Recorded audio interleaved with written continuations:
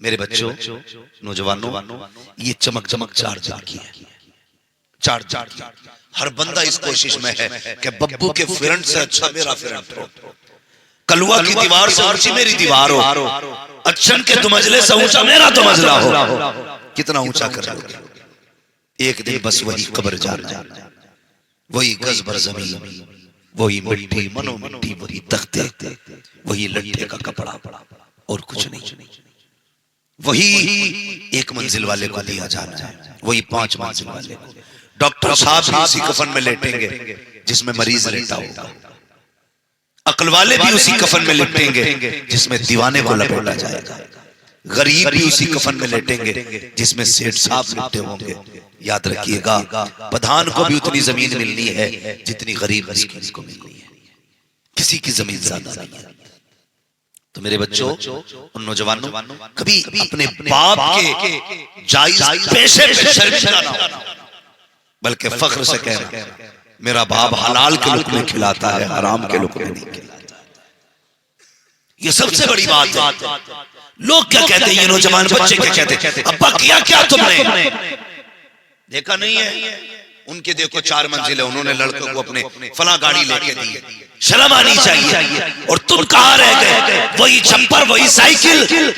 अल्लाह का शुक्र अदा करो, अपने बाप के तलवे चूमा करो और कहा करो शुक्र है तेरे इन तलवों का, तूने मजदूरी करके भले चटने से खिलाई है, लेकिन किसी का दिल तोड़ के तूने हराम के लुक़मे नहीं खिलाया। कभी कहा करो ना यार, हम क्या चाहते हैं, हम इतने उड़ जाएं, इतने उड़ जाएं। सुनो, तुम्हारी दुनिया का भी आईना तुम्हें दिखा दे। आज ना ऐसे ऐसे कट चलने, मैंने जो नौजवान की यहाँ से यहाँ तक का बाजू देखा पूरा काला था, मैंने गौर किया, मैं सोचा था ये कपड़ा है कि कोई कवर पहन रखा इसने, गौर से देखा तो पेंटिंग करा रखी। क्या थी?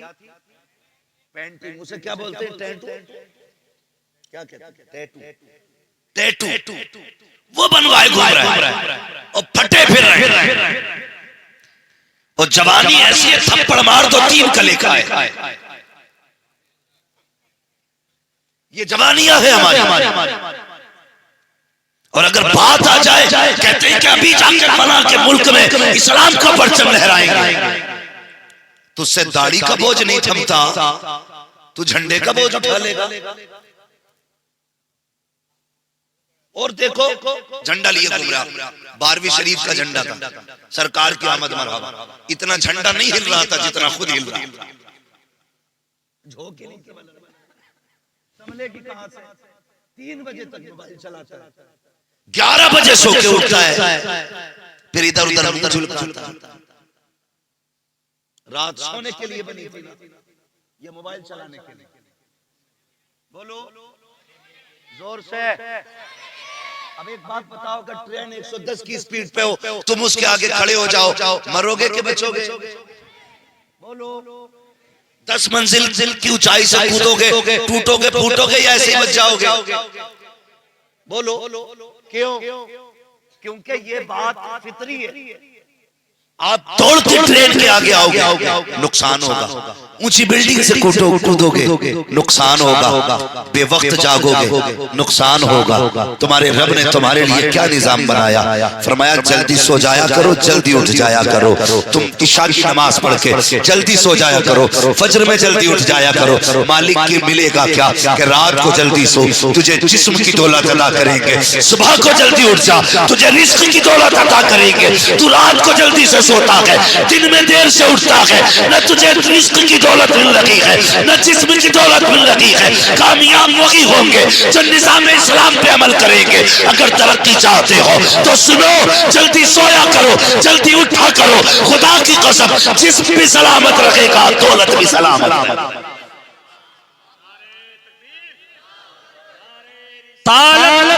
मसलके आला हज़रत, मसलके आला हज़रत, नारे तकबीर, नारे रिसालत। खून पी लिया बापों का, टैटू बनाए घूमे यहाँ से। अब्बा हमारे पुराने लोग कितने सीधे, कहते लल्ला क्या हो गया तेरी बाहों में? बाप वो कितनी सादगी से कहता, लल्ला तेरे पाँव में क्या हो गया? अरे तुम्हें क्या पता, कोई तुम्हारे दौर में ये चीजें थी? दौर तो हमारा है, दौर हमारा है, तुमने क्या देखा है? ये फैशन है अब्बा, नहीं जानते। जो बाइक पे बैठ के ना और कान खींचते हो ना, बाइक के कान, और मीटर नहीं देखते और शर्ट के बटन खोल के और अंधे चश्मे लगा के गाड़ी चलाते हो ना, तुम नहीं जानते।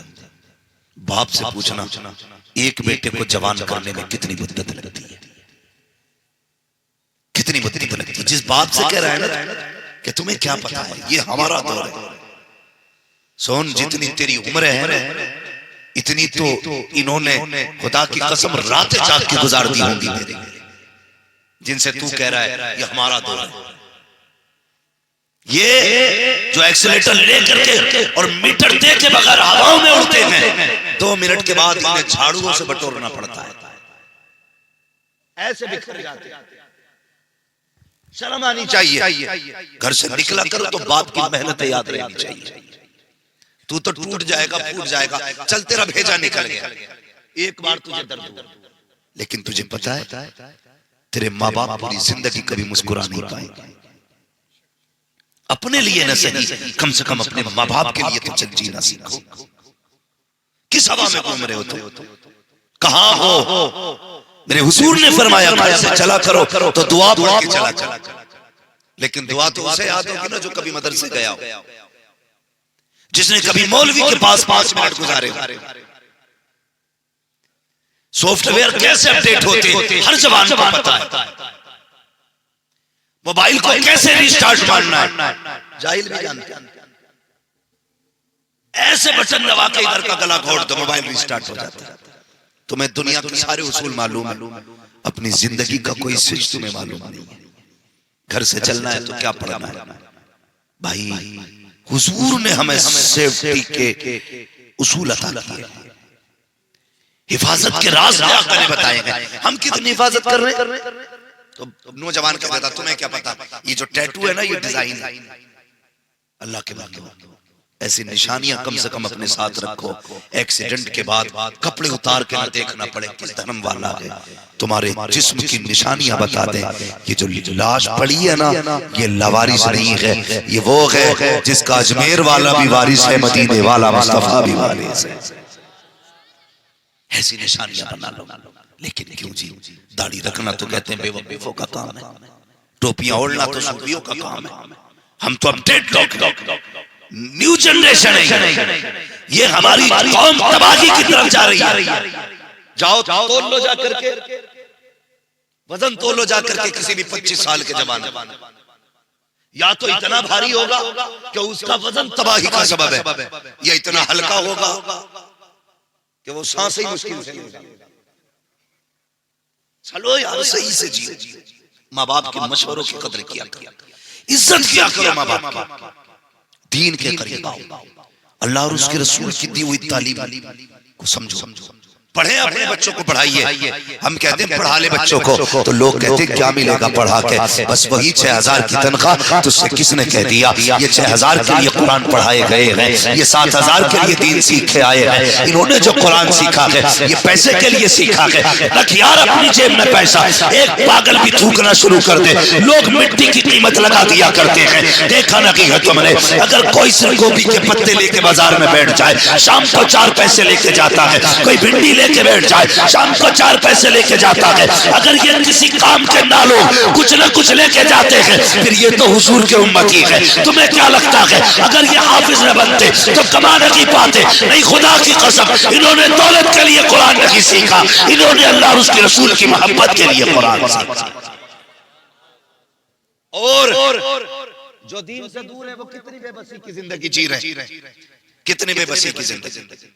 इंतकाल का वक्त आया, अब्बा भी मान थोड़ी रहा, अब्बा से भी थोड़ी सी गुजारिश है मेरी, अब्बा लल्ला को हाई स्कूल पास करा के दुकान खुलवा देते। ऐसा लगता है जैसे हाई स्कूल पास करा के इसका TMU में एडमिशन करा दिया, जामिया में, MU में है। भाई क्या सोच रहे हैं हम? हाई स्कूल क्या है? कुछ भी नहीं है। पढ़ो और आगे बढ़ो।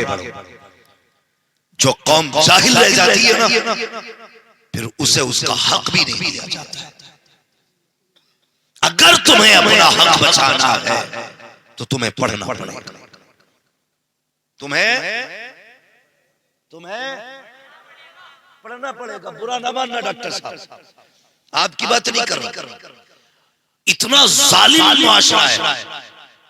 सबसे सस्ता अगर कायनात में कुछ है तो कुरान है। क्या है? सबसे सस्ता कुरान है और लोग उसी से दूर। आप किसी इंग्लिश मीडियम में बच्चे का एडमिशन कराने जाओ, कहते हैं इसके जूते आएंगे 1600, ड्रेस आएगी 2600 की, कोर्स आएगा 7000 का, फिर इसको गाड़ी लेके जाएगी वो 7000 महीने का बिल। समझ रहे हैं?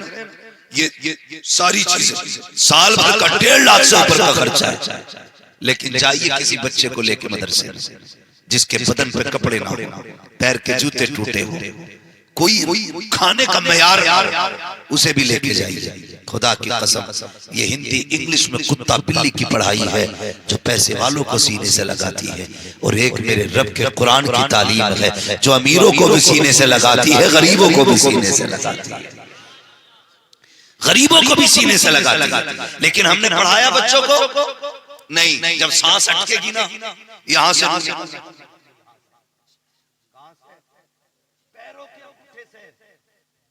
रूह निकलना शुरू होती है। किसी ने हजरत अली से पूछा, जनाब रुकू में जाएं तो किधर देखें?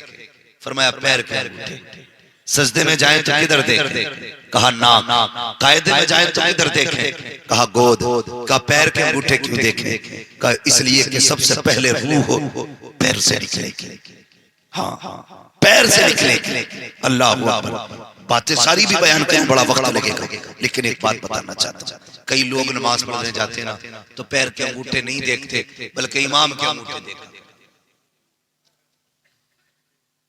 और फिर निकलते ही कह रहा निकालो जी ने। क्या क्यों? के हिल गए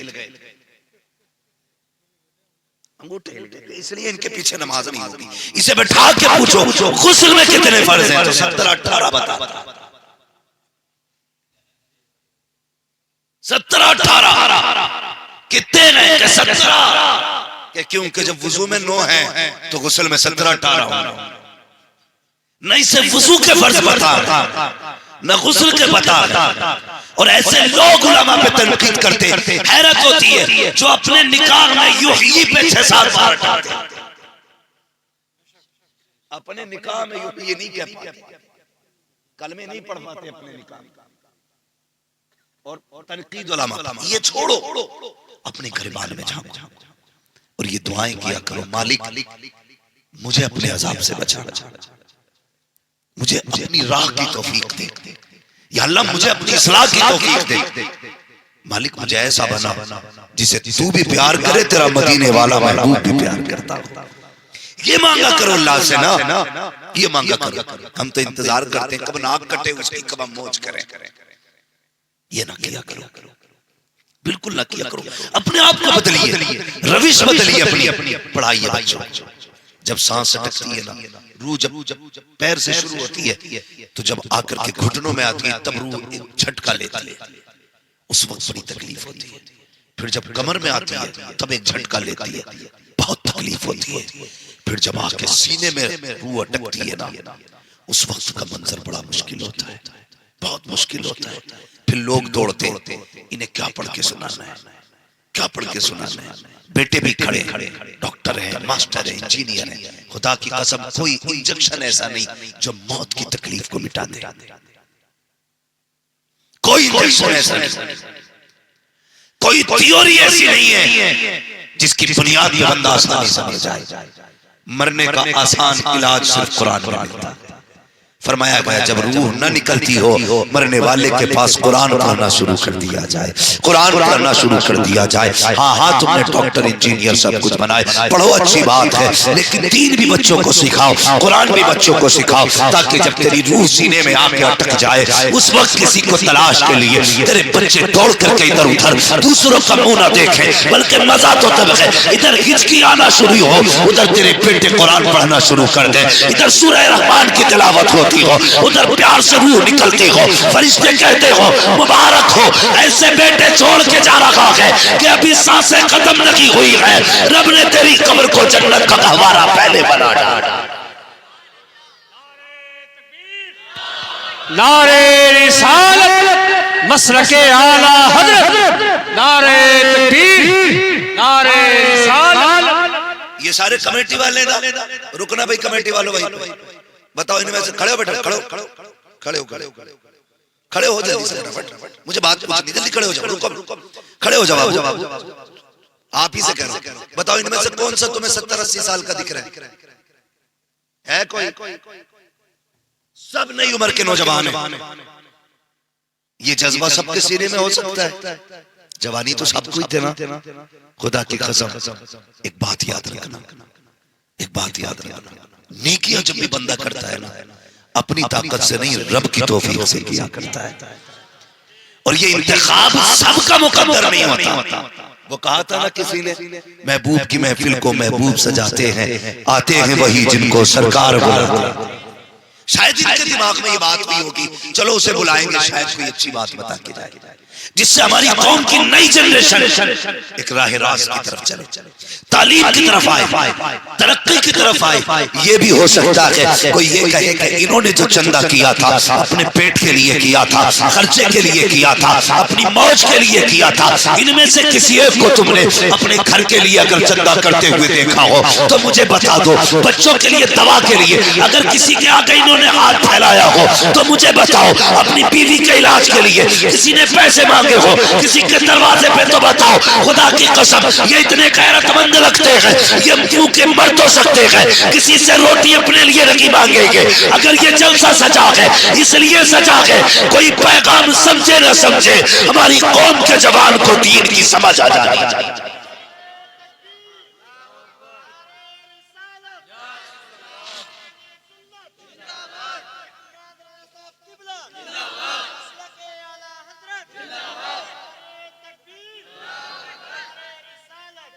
और मैं ये भी आपको नौजवानों मशवरा दूंगा, टांग खींचती है अच्छे काम करने वालों, अगर कोई तंज करे दिल थोड़ा न करना।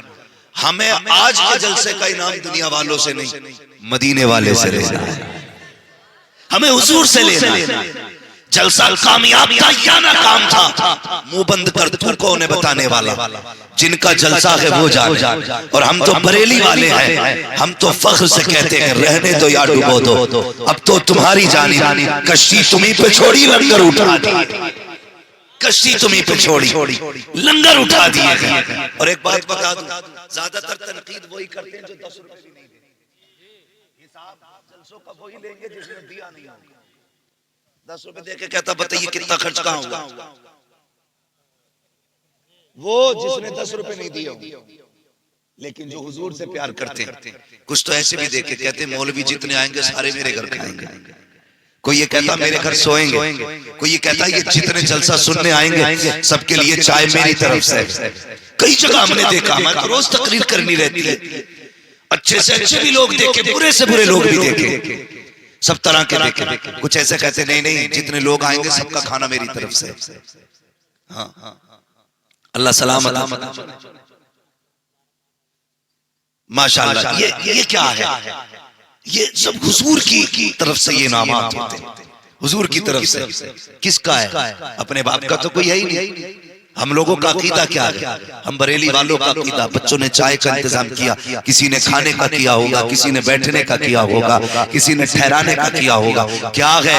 खुदा की कसम ये सिर्फ सुन्नियों का अपना अकीदा है। खाते हैं तेरे दर का, पीते हैं तेरे दर का, पानी है तेरा पानी, दाना है तेरा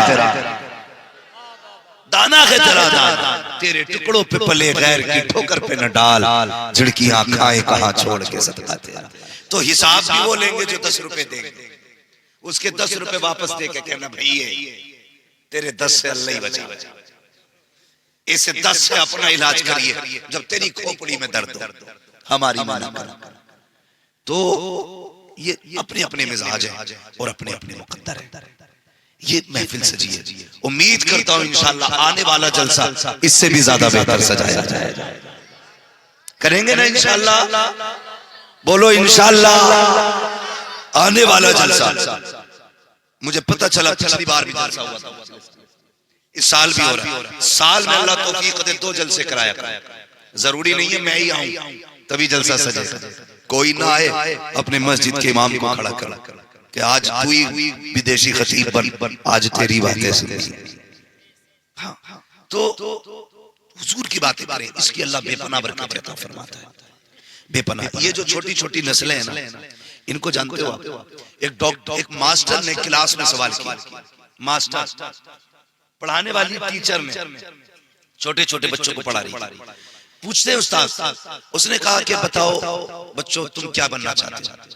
एक एक करके सवाल, तू क्या बनेगा? एक बच्चे ने हाथ उठा के कहा मुझे डॉक्टर बनना है। कहा ठीक है। दूसरे से पूछा तू क्या बनेगा? उसने कहा इंजीनियर बनना है। तीसरे से पूछा तू क्या बनेगा? वकील बन रहा है। तू क्या बनेगा? आईएएस बनूंगा, आईपीएस बनूंगा। जब एक बच्चे की बारी आई ना, मैडम ने उससे कहा तू क्या बनेगा? उसने कहा मैं हुजूर का सहाबी बनूंगा। ये सारे जवाब अपनी जगह थे, लेकिन इस जवाब ने ना उस टीचर को हैरत में डाल दिया, वहीं रुक गई। उसने कहा बेटे ये क्या मतलब हुआ? उसने कहा डॉक्टर की बात कर, इंजीनियर की बात कर, आईएएस बन, आईपीएस बन, ये सहाबी की बात क्यों की? उसने कहा मैंने सबको पढ़ा और सबको सुना है, मैंने जैसे सहाबा को पाया है वैसा किसी को नहीं पाया है। ये किसका जवाब था? एक छोटे से बच्चे का जवाब, छोटे का बच्चे का जवाब। उसने कहा बेटे एक बात बताओ, चलो ये हमारे बच्चे जो बोल रहे हैं कि ये इंजीनियर बनेगा, ये डॉक्टर बनेगा, ये हमारे समाज में पाई जाने वाली डिग्रियां और ओहदे हैं, लेकिन सहाबी कौन होते? बच्चे से मैडम ने कहा सहाबी कौन होते? कहा ये तो नहीं पता। कहा फिर तुमने सहाबी बनने की बात क्यों की? उसने कहा जब मैं सोता हूं ना तो रोज मेरी माँ किसी एक सहाबी का किस्सा सुनाती है, कभी मुझे अबू बकर की बातें सुनाती है, मुझे कभी उमर की कहानी सुनाती है, मेरी माँ कभी उस्मान की सखावत बताती है, मेरी माँ ने एक दिन अली की शुजाअत बताई, कभी हुसैन की शहादत के तज़किरे किए। कहा मैंने जब सहाबा को सुना ना मेरा जी चाहा काश मैं भी हुजूर का सहाबी बन जाऊं। तो ये बच्चे जो सुनते हैं वही बनते। आज मस्जिदें खाली है ना, है कि नहीं? बोलो, बोल क्यों नहीं रहे? जाओ तो तब पता चले ना, तुम्हारा ना जाना ही तुम्हें बता देगा मस्जिदें खाली। ऐसे ही समझ लिया करो, तुम नहीं जा पा रहे हो समझ लो मस्जिदें खाली। मस्जिदें खाली है क्यों? कहते हैं जिम्मेदार जलसे वाले। अस्तगफिरुल्लाह, क्या जिम्मेदारियां बड़ी उलझने देखे क्या कहते? बोले ये जितने जलसे कराए एक नमाजी बड़ा, अब हिसाब ये नमाजी क्यों नहीं बढ़े, ये हिसाब ये देंगे। तुम जानते हो नमाजी क्यों कम हो गए? बता दो, बुरा मत मानना, और हो सके तो आज से इस इलाज को भी करना, इस इलाज को भी करना। नमाजियों की कमी की सबसे बड़ी वजह यह है हम अपने बच्चों को उंगली पकड़ के मस्जिद में नहीं लाते। ये सबसे बड़ी वजह है मस्जिद खाली। अगर किस्मत से किसी माँ ने भेज दिया जुमे के दिन तो हमारे 1-2 टाइम के नमाजियों ने थप्पड़ फेर दिया, किसका भी अच्छा का ना निकलेगा, मस्जिद मैली कर दी। बोल रहे किसका भूरा का, निकल यहां से, शरारत कर रहा है। अगर शरारत ना हो तो बचपना कैसा, और बचपना हो शरारत ना हो तो बचपने भी अच्छे नहीं लगते। तुम ये क्यों सोचते हो ये बच्चे सूफिये बासफा होके आए, लाओ ना उंगली पकड़ के, कितने वक्त में शरारत करेंगे। एक दिन तो जुमे की तकरीर में समझ में आ ही जाएगा। मस्जिदें चुप रहने की जगह होती है, अदब की जगह होती है। ये मस्जिदें जो वीरान पड़ी है तुम्हारी वजह से पड़ी है। अगर तुम जिस तरह से जिम्मेदारी के साथ बच्चों को स्कूल भेजते हो, एक एक वक्त में अपने बच्चों को कॉलेज भेजते हो, काश एक एक वक्त में तुमने उठा के बच्चों को मस्जिद में भेजा होता। अगर ये मस्जिद में आ गए होते, अगर बचपन के आदि होते, तो ये जवानी के पक्के नमाजी बना दिए गए। लाएंगे बचपन में नमाजी बच्चों को इंशाअल्लाह लेके आएंगे। दावे के साथ कहता हूँ, वो जो तुम्हारा कॉन्वेंट कॉलेज में पढ़ता हो, जिसे कुत्ता बिल्ली फर फर फर फर फर आती हो, जिसे इंग्लिश बहुत अच्छी आती है, उसे खड़ा करके हुजूर की बातें सुन लेना। और वो बच्चे जिसने 4 जलसे सुन लिए हो, उसे खड़ा करके हुजूर की बातें सुनना। जिस इंग्लिश मीडियम में पढ़ने वाले से कहेगा हाउ आर यू, आप कौन है, वो इस तरह की बकवास करके वो मैं नहीं जानता क्या पूछ रहे हो, और उसी जगह खड़ा करना किसी जलसे के बच्चे को, इससे पूछना हुजूर क्या है, तो ये बताएगा हुजूर तो वो है जिनके बारे में बरेली के इमाम ने कहा, सरवर कहूं के मालिक व मौला कहूं तुझे, बागे खलील का गुले सेबा कहूं तुझे, तेरे तो बस है तनागी से है बरी, हैरान हूं मेरे शाह में क्या क्या कहूं तुझे। याद रखिए बच्चों को मस्जिदों में भी लाइए, मदरसों में भी पढ़ाएंगे बच्चों को, इंशाअल्लाह आखिरत का इंतजाम करेंगे। बोले इंशाअल्लाह। हम लोग ना किसी का इंतकाल होता है, ऊपर से कब्र कितनी अच्छी सजाते, एकदम प्लान कर देते, और बहुत अच्छे बेटे होते हैं ना, फिर क्या करते हैं, फूल लाते पूरी कब्र पे फूल, फिर फोटो खींचता, कहता ये मेरी माँ काफी साल हो गए, दुआ करना चाहिए। ये दिखाना चाह रहा मैंने ऊपर से कब्र इतनी सजा दी है। असल बेटे वो नहीं जो कब्रें ऊपर से सजाते हैं, असल बेटे वो होते हैं जो कब्रें अंदर से सजाया करते हैं। फूल डाल के तो आपने सजा दी, मिट्टी डाल के तो आपने कब्र खूबसूरत बना दी। काश तुझे कुरान आता होता, बाप के इंतकाल और दफन के बाद तू 4-5 घंटे बाप को कुरान पढ़ के सुनाता रहता। सिर्फ कब्र ऊपर से खूबसूरत नहीं होती, तेरे कुरान के लफ्जों से अल्लाह कब्र अंदर से भी खूबसूरत बना देता। हम ऊपर की खूबसूरती तो देखते हैं, अंदर का कोई ख्याल नहीं है। पढ़िएगा, खुद भी पढ़िए, बच्चों को भी पढ़ाइए, बेटियों को भी तालीम दीजिए। और मुझे पता चला, बड़ी खुशी हुई है, आपके इसी बस्ती के अंदर लड़कियों का भी इदारा है, खुल गया। बेटियों को भी क़ारिया कुरान बनाइए। हम लोग ना बेटियों को ये सोच के नहीं पढ़ाते, क्या करेंगे पढ़ा के, ये तो पराए घर जानी है, इससे हमें क्या फायदा। याद रखना, बेटे तो शायद 1-2 बार कुरान पढ़े।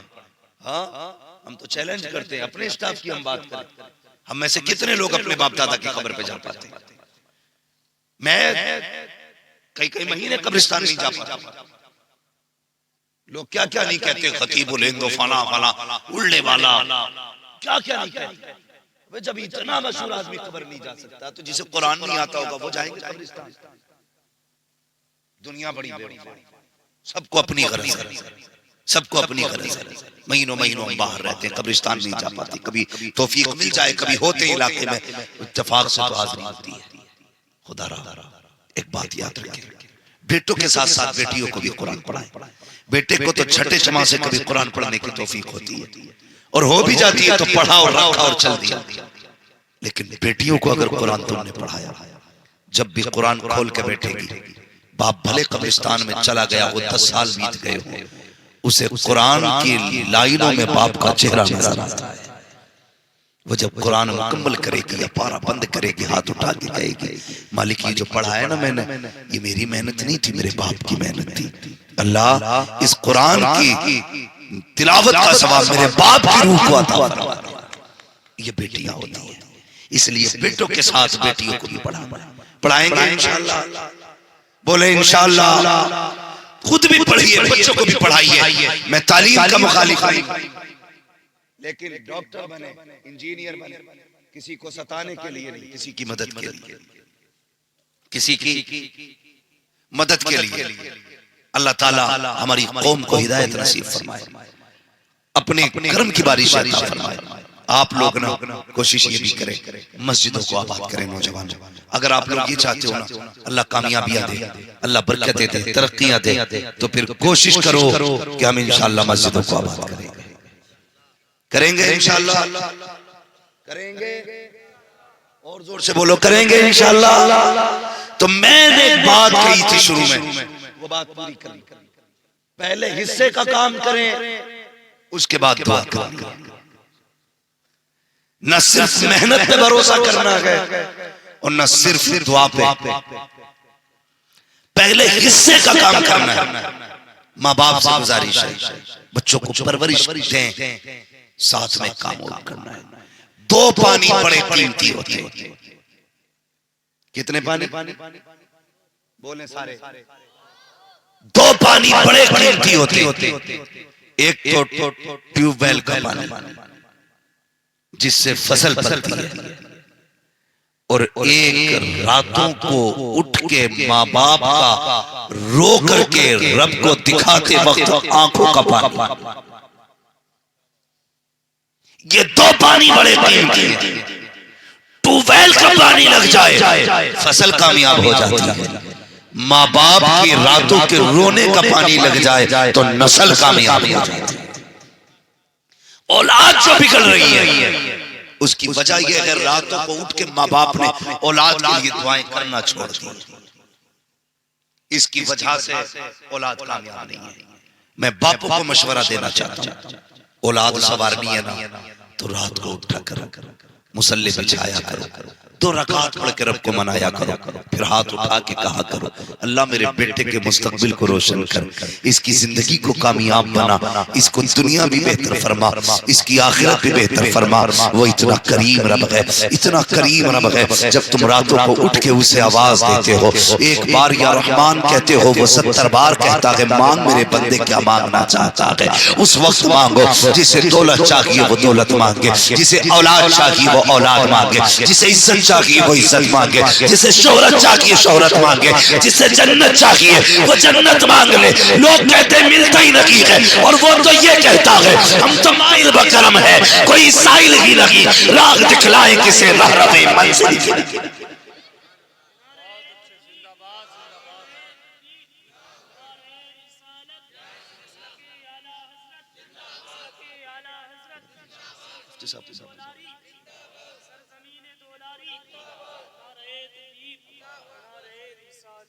आखिरी बात कह जाऊं, ये तो है बापों की जिम्मेदारी जो बेटों के लिए करना है। अब बेटों की जिम्मेदारी क्या है जो बाप के साथ करना है।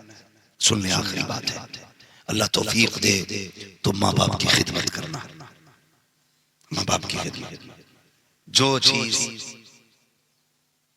चीज मेहनतों से हासिल नहीं होती है ना, सिर्फ मेहनतों से जो हासिल नहीं होती वो दुआओं से आसानी से हासिल हो जाया करती है। आपको क्या करना है? माँ बाप की खिदमत करनी है। फरमाया महबूब अलैहिस्सलाम ने इरशाद फरमाया सारे लोग मैदाने क़यामत में जन्नत को तलाश करेंगे और मैं खुद उस शख्स को तलाश करूंगा जिसके माँ बाप उससे राजी होकर दुनिया से गए होंगे।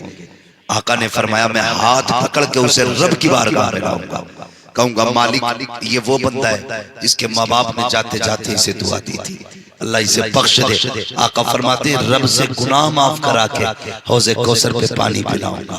कहते हैं फिर वो जाम पिलाने के बाद हाथ पकड़ के जन्नत में खुद छोड़ के, अगर कोई ये चाहता है हुजूर हाथ पकड़ के जन्नत तक लेके जाएं, कोशिश ही करना माँ बाप की जिंदगी की आखिरी दुआएं तुम्हें मिल जाएं। दुआएं माँ बाप की जिंदगी की आखिरी मिल जाएं, ये भी कोशिश करनी है। और दूसरी बात, अपनी हलाल कमाई अल्लाह और उसके रसूल की राह में खर्च करनी है। अल्लाह और उसके रसूल की राह में। नौजवानों, कई लोगों से राब्ता रहता ही, अब तो दुनिया बातचीत करती है।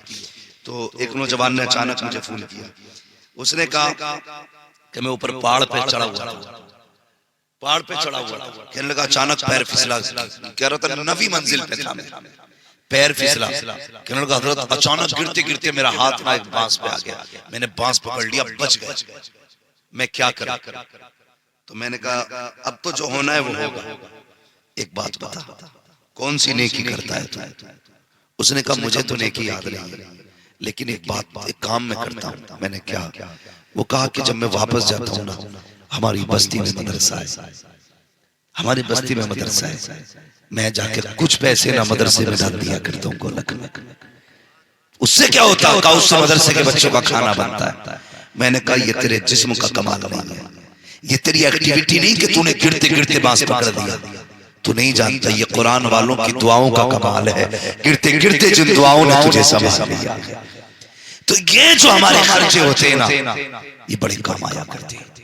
मुझे हाजी साहब ने बताया मस्जिद है, अल्लाह तौफीक देना, तो इस मस्जिद का ताउन सारे लोग करें, सारे लोग इस मस्जिद का ताउन करें, और इस मस्जिद की कोशिश ये करें जो काम बाकी है इसे पूरा किया जाए। बताओ कितने लोग चाहते हैं हुजूर हमसे प्यार करें, मगर चाहते तो लिहाम में लेटे ही लेटे हैं ना।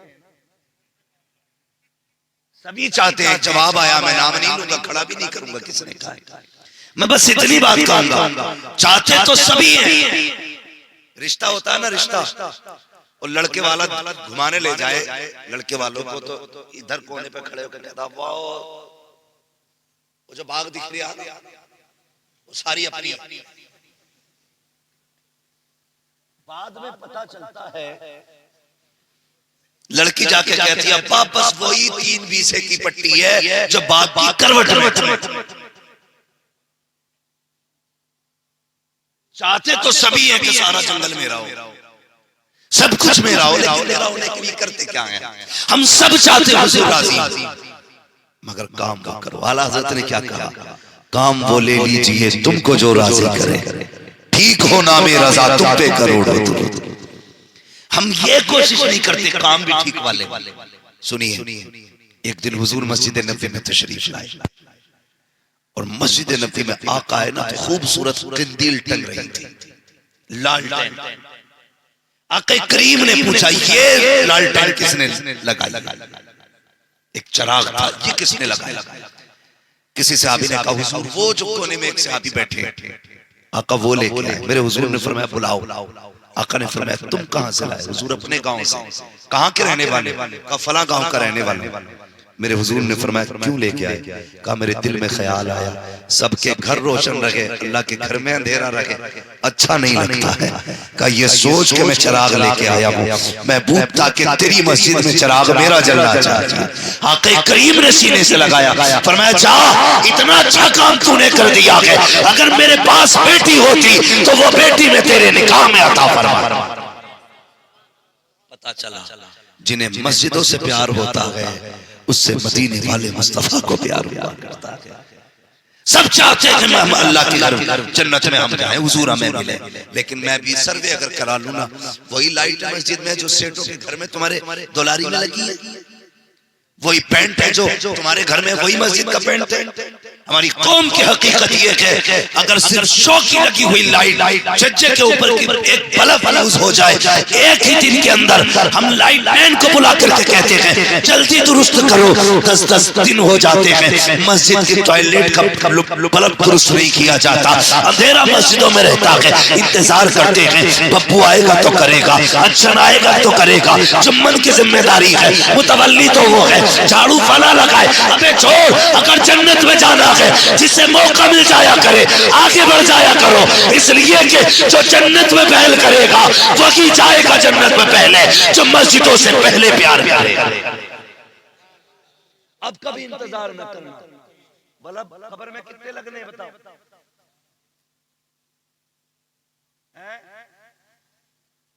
एक आदत तो हाइलोजन लगवाई लोगे, डिबिया कोई चिराग कुछ नहीं, एक सुराख भी नहीं छोड़ा जाएगा, एक सुराख सुई बराबर। अकलमंद लोग दाएं बाएं तैनात रहते हैं, एक मुट्ठी मिट्टी और डाल भाई कम रह गए, ए फावड़े वाले भैया जरा 2 फावड़े इधर डाल, क्या हुआ? इधर मिट्टी कम, ढूंढ ढूंढ के सुराख बंद कर दिए जाते, कोई उजाला नहीं होना है। सुनो, कब्र में उन्हीं के उजाला होगा जो अल्लाह के घर के उजाले का ख्याल करे। अल्लाह कहता है तू हमारे घर को रोशन कर, हम तेरी कब्र को रोशन करेंगे।